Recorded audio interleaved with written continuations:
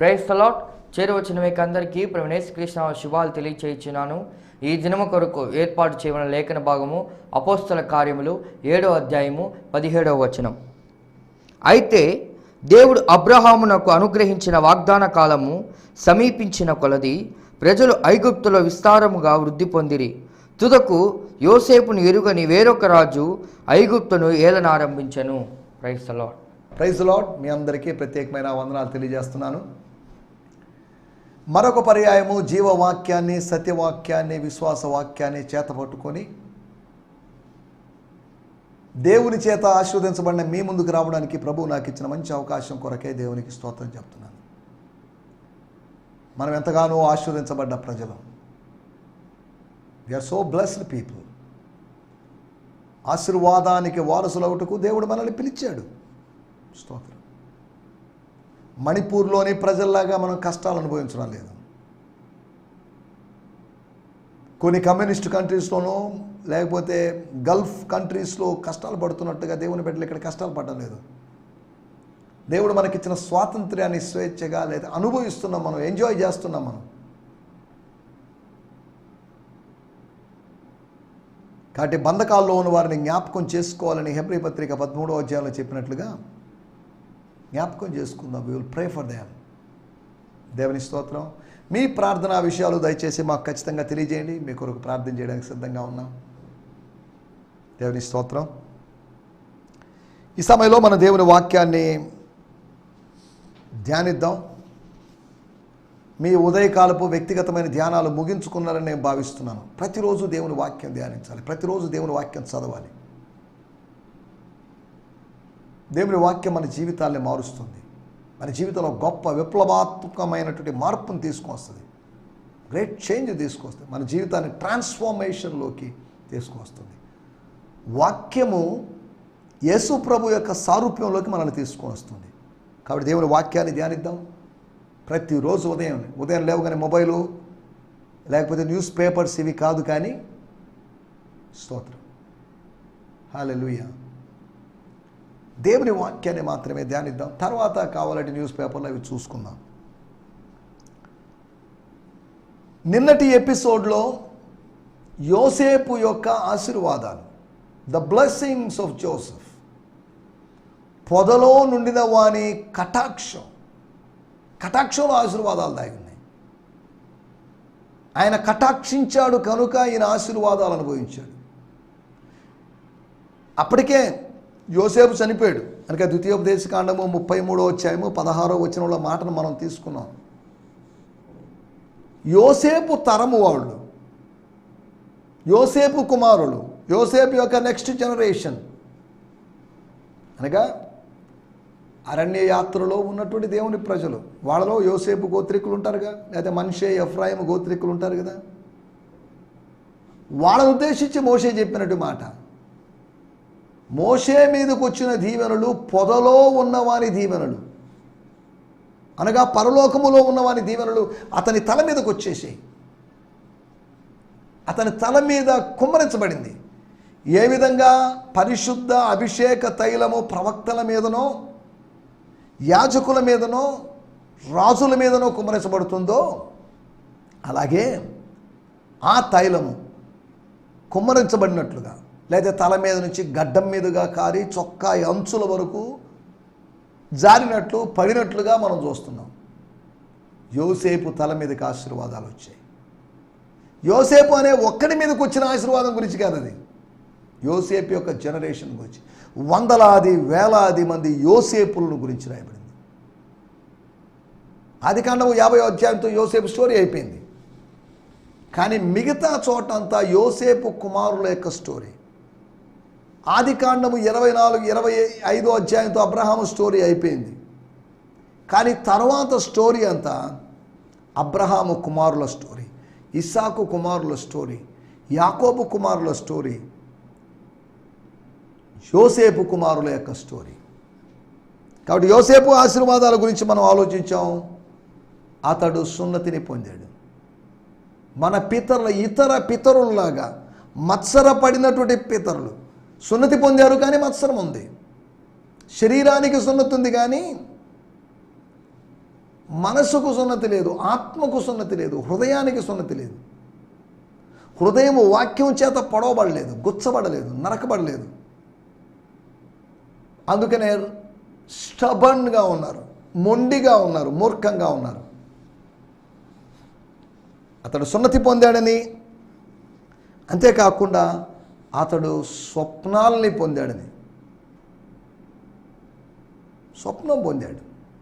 ఏదో పీడకలు వచ్చిందని కాదు, ఏదో ఆలోపనగా లేతే పడుకొని నిద్రపోతున్నప్పుడు ఏదో వచ్చిందని కాదు. అతను నక్షత్రాల గురించో లేదా వెన్నుల గురించో వీటి గురించి ఆలోచించడం లేదు. కానీ ఎందుకో మరి దేవుడు ఒక డ్రీమ్ని ఇచ్చాడు. దీన్ని వ్యాఖ్యానించడానికి సిగ్మండ్ ఫ్రాయిడో, కార్ల్ జంగో లేకపోతే సైకాలజిస్టులు ఎవరు లేరు. అతనికి అతనే వ్యాఖ్యానించుకోలేని పరిస్థితి. అతను వ్యాఖ్యానం కోసం సహోదరుల వైపు చూశాడు. కానీ తన సదుద్దేశంతో చేసింది అది తన మీదకు చెడుగా వస్తుందని తనకు అర్థం కాలేదు. యాకోబు మాత్రం తన మనసులో పెట్టుకున్నాడు ఈ విషయాలని, జ్ఞాపకం ఉంచుకున్నాడు. ఏంటిదంతా? వీడు కలలు చెప్తే వీళ్ళందరూ పగబట్టడం ఏంటిదంతా? ఏదో సంథింగ్ జరుగుతుంది, సంథింగ్ గోయింగ్ ఆన్.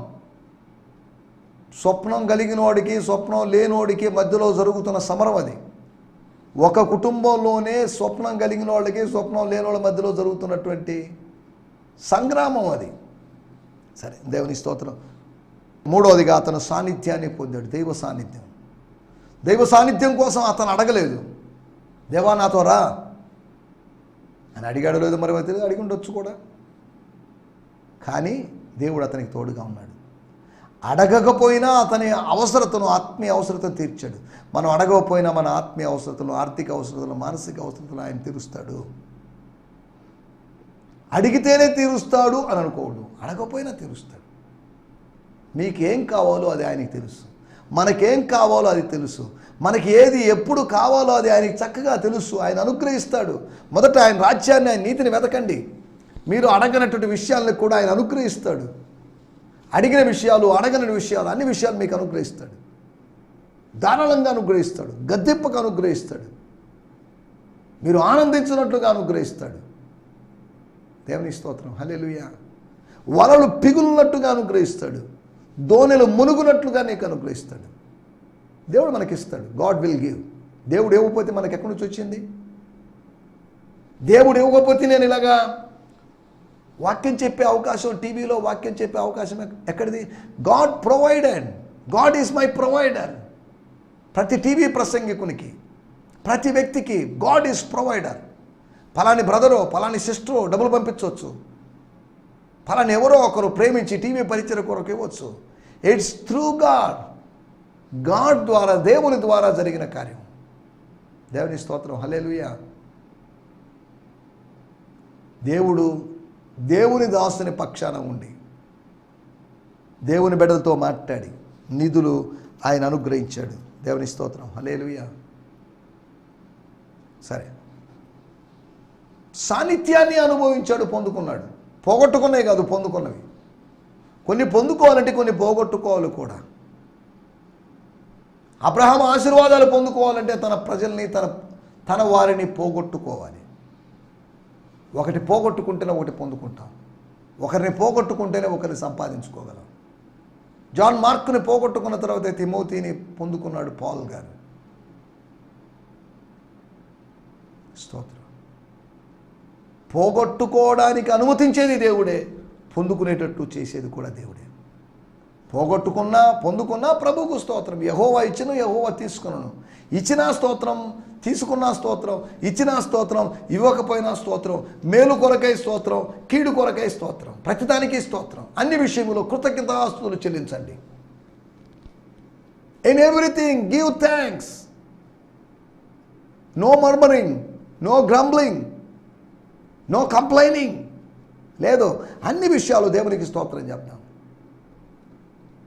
స్తుతి అనేది మన నోట్లో ఉండేవండి. స్తోత్ర శబ్దాలు, ఉత్సాహధ్వనులు, రక్షణ గురించినట్టు ఉత్సాహధ్వనులు,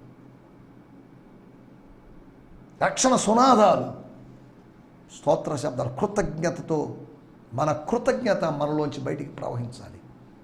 అది పరలోకపు వైపుగా ప్రవహించాలి. దేవుని స్తోత్రం. 4వదిగా అతడు శ్రమను పొందాడు. స్తోత్రం. సున్నతి విషయమైన నిబంధన ఓకే, స్వప్నం ఓకే, సాన్నిధ్యం ఓకే. శ్రమ ఏంటి? శ్రమ ఈజ్ నాట్ ఓకే. నో, శ్రమ షుడ్ బి ఓకే. శ్రమను పొందాల్సిందే, శ్రమను అనుభవించాల్సిందే. మనం అనేకమైనటువంటి శ్రమలు అనుభవించి దేవుని రాజ్యంలో ప్రవేశించవలను అని శిష్యుల యొక్క మనసులను దృఢపరచబడినటువంటి పరిచినటువంటి సందర్భాన్ని అపోస్తుల కార్యములు 14:22 చూడగలం. శ్రమ. స్తోత్రం. హల్లెలూయా. ఇది ప్రవక్త పలికిన శ్రమ కాదు, ప్రభు అనుమతిస్తున్నటువంటి శ్రమ. దేవుని స్తోత్రం. హల్లెలూయా. అతడు శ్రమను పొందాడు. హల్లెలూయా. శ్రమను పొందుతున్నావా? శ్రమను పొందితే మంచిది. శ్రమ పొంది ఉండుట నాకు మేలాయను. స్తోత్రం. హల్లెలూయా. 5వ విషయం మనం ఆలోచించాం. దేవుడు ఫరో అనేటువంటి రాజు ద్వారా ఐగుప్తునకు అతని ఇంటి అంతటికి అధికారిగా లేదా అధిపతిగా నియమించాడు. He appointed Joseph. చాలా డిసప్పాయింట్మెంట్ల తర్వాత ఒక అపాయింట్మెంట్ దొరికింది. నీ జీవితంలో చాలా డిసప్పాయింట్మెంట్లు ఉండొచ్చు, కానీ ఒక అపాయింట్మెంట్ జరగబోతుంది. చాలా డిస్టర్బెన్సెస్ ఉండొచ్చు నీ లైఫ్లో, కానీ ఒక డిలైట్, గ్రేట్ డిలైట్ రాబోతుంది. దేవుని స్తోత్రం. చాలా డేంజర్స్ రావచ్చు నీ లైఫ్లో, కానీ ఒక డివైన్ సేఫ్టీను అనుభవించవచ్చు. దేవుని స్తోత్రం. హల్లెలూయా. మనం ఆలోచిస్తున్నట్టు లేఖన భాగాల్లోకి వెళ్తున్నాం. నిన్న మనం ఆలోచించి సింహాసనాన్ని పొందాడు.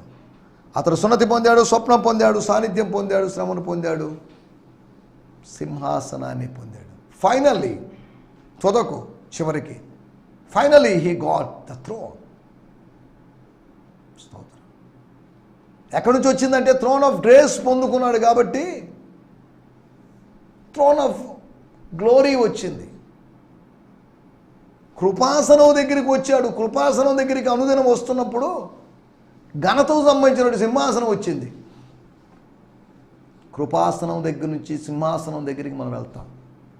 దేవుని స్తోత్రం. హల్లెలూయా. రండి, ఇప్పుడు మనకు సమయం కొద్దిగా ఉంది. మన దేవుని మాటలు ధ్యానించుకోబోతున్నాం. మన ధ్యానం నిమిత్తమై అపోస్తుల కార్యములు 7వ అధ్యాయము 17వ వచనం. అయితే దేవుడు అబ్రహామునకు అనుగ్రహించిన వాగ్దాన కాలం సమీపించిన కొలది ప్రజలు ఐగుప్తుల విస్తారంగా వృద్ధి పొందిరి. తుదకు యోసేపును ఎరుగని వేరొక రాజు ఐగుప్తుని ఏలనారంభించెను. దేవుని స్తోత్రం. వాడుక భాషలో కూడా మనం చదువుకోవడానికి ప్రయత్నం చేద్దాం. అపోస్తుల కార్యములు 7వ అధ్యాయము 17వ వచనం. The time draw near for God to fulfill the prophetic promise he had made to Abraham. Our Jewish people had increased greatly in number, multiplying many times over while in Egypt. ఇంగ్లీష్లో 18వ వచనంలో రాయబడింది మనకు కావాల్సిన మాట. Another king. దేవుని స్తోత్రం. గ్రీక్లో another of a different kind అనగా వేరొక స్వభావం, వేరొక రాజు అంటే వేరొక స్వభావం కలిగిన, మునుపున్నటువంటి రాజుల స్వభావము కలిగిన వాడు, భిన్నమైన స్వభావం కలిగినటువంటి వాడు. Another king who had forgotten how Joseph had made their nation great arose to rule over Egypt. ఏ విధంగా జోసెఫ్ అనేటువంటి వ్యక్తి సహకరించి, సహాయపడి, స్వప్నాన్ని వ్యాఖ్యానించి, స్వప్న నెరవేర్పును చూపించి, రాజు యొక్క కలవరాన్ని తొలగించి 7 సంవత్సరాలు క్షామం మధ్యలో క్షేమంగా ఉంచాడో అవన్నీ మరిచిపోయినటువంటి పట్టించుకోనటువంటి ఒక రాజు వచ్చాడు అని రాయబడింది. కొంతమంది రాజులు ఏమీ పట్టించుకోరు, తినడం, తాగడం, ఎంజాయ్ చేయడం తప్ప. కొంతమంది అధికారులు అంతే. నీరో చక్రవర్తిని గురించి రాయబడింది. రోమా పట్టణము ఇబ్బంది పడుతుంటే, రోమా పట్టణం కాలిపోతుంటే నీరో చక్రవర్తి ఫిడేలు వాయించుకుంటూ కూర్చున్నాడట. మన దేశపు నీరో చక్రవర్తి మన ప్రధానమంత్రి మణిపూర్ కాలిపోతుంటే ఆయన ఫిడేలు వాయించుకుంటూ కూర్చుంటున్నాడు. ఇది రాజకీయ నాయకుల్ని విమర్శించే వేదిక కాదు, అయినప్పటికీ నేను ఒక విషయం ప్రస్తావించాను అంతవరకే. మణిపూర్లో జరుగుతున్న మారణ హోమాన్ని గురించి మనం ప్రార్థిస్తూ ఉన్నాం. స్తోత్రం, హల్లెలూయా. 2 నెలలుగా జరుగుతున్నటువంటి ఆ మారణ హోమం. దేవుని స్తోత్రం. ప్రతిదానికి పరిమితి కలదు, ప్రతిదానికి ఒక ఎండ్ ఉంది. అది బిగినింగ్ అయితే అది ఎండింగ్ కూడా జరగబోతుంది. ఆ ప్రవచనాత్మకమైనటువంటి ఎండింగ్ని మనం చూస్తున్నాం. సరే, దేవుని స్తోత్రం, హల్లెలూయా. ఒక అద్భుతమైనటువంటి ఎండింగ్ని మనం చూడబోతున్నాం. ఒక శుభోదయం జరిగినప్పుడు ఒక శుభం జరుగుతుంది. శుభోదయం ఆరంభమైంది, శుభం ఎండ్ అయింది. సరే, దేవుని స్తోత్రం. వాడుక భాషలో కూడా మనం చదువుకుందాం. 7వ అధ్యాయము 17వ వచనం. దేవుడు అబ్రహాముకు చేసిన వాగ్దానం ఫలించే సమయం దగ్గరికి వచ్చింది. దేవుడు అబ్రహాముకు చేసినట్టు వాగ్దానం ఫలించే సమయం దగ్గరికి వచ్చేసింది. ఈజిప్టులో మన వాళ్ళ సంఖ్య బహుగా పెరిగింది. ఈజిప్ట్లో మన వాళ్ళ సంఖ్య బహుగా పెరిగింది. కొంతకాలం తర్వాత యోసేపును గురించి ఏమీ తెలియని వాడు ఈజిప్టు దేశానికి పాలకుడయ్యాడు. యోసేపును గురించి ఏమీ తెలియని వాడు ఈజిప్టు దేశం యొక్క పాలకుడయ్యాడట. And as the time for the promise to be fulfilled draw near, about which God had sworn an oath to Abraham, the people grow numerous and multiplied in Egypt. 18వ వచనం. Until another king rose up who didn't know Joseph. యోసేపుని ఎరుగనటువంటి ఒక రాజు. స్తోత్రం.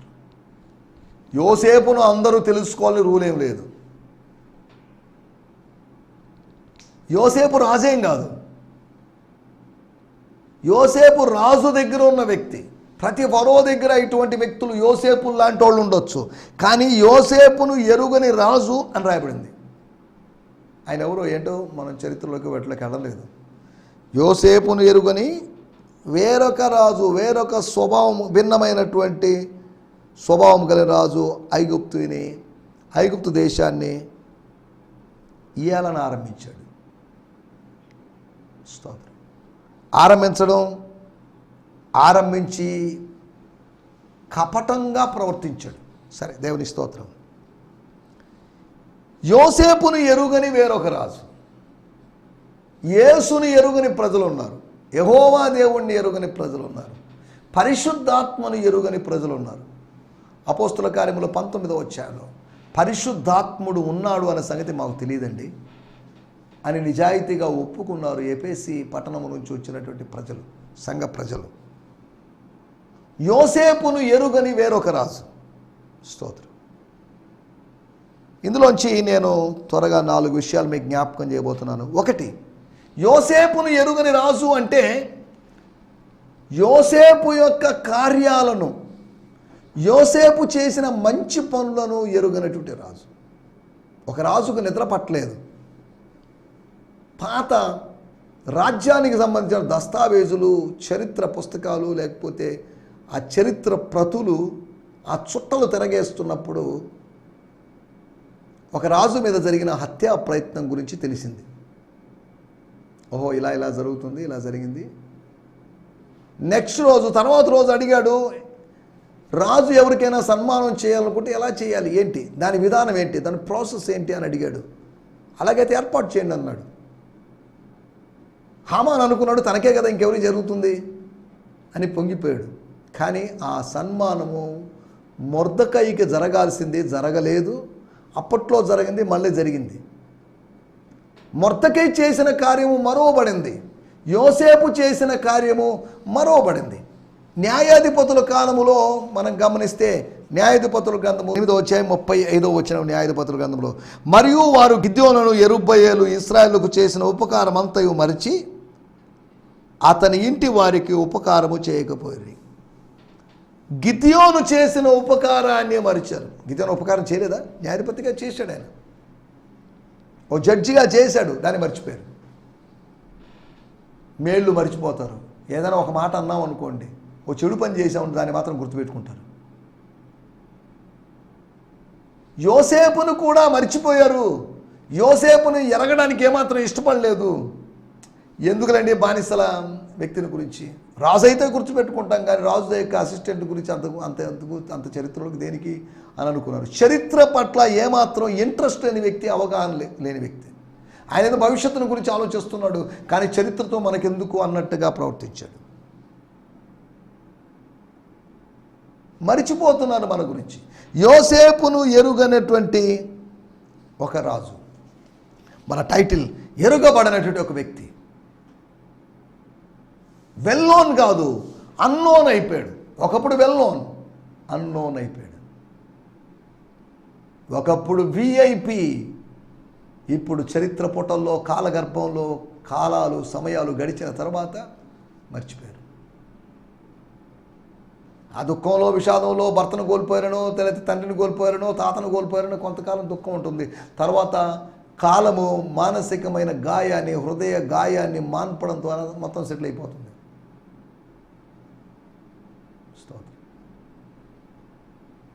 మనం ఆలోచిస్తున్నటువంటి విషయం